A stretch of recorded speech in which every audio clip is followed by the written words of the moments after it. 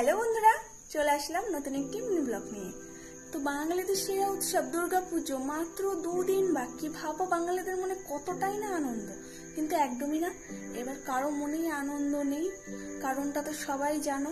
তো কাজগুলো তো আর থেমে নেই, কাজগুলো করতেই হবে, আনন্দ নাই করি কিন্তু কাজগুলো তো করতে হবে, তাই না? তো তার জন্য আজকে সকালবেলা আমি অনেকগুলো জামা কাপড় ধুয়েছিলাম। তো চলো সেগুলো ছাদ থেকে গিয়ে চলে আসি। আর কারা কারা এই বছরে একদমই আনন্দ মুহূর্তে নেই, কমেন্ট অবশ্যই জানিও। আমি জামা কাপড়গুলো আনতে ওপরে চলে যাচ্ছি। তো দেখো রোদ, বাপরে এই দুপুরবেলা এত রোদের তাপ, আমি তো পুড়েই যাবো মনে হয়।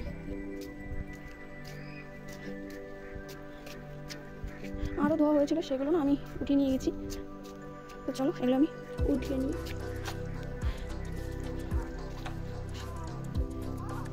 শুকিয়ে গেছে এগুলো সব।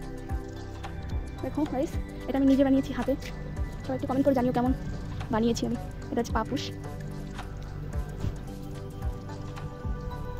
শুকাইছে না শুকাইনি বুঝিও না আমি। বিকেলে নেওয়া যাবে, চলো যেগুলো থেকে শুকিয়ে তো সেগুলো নিয়ে চলে যাবে।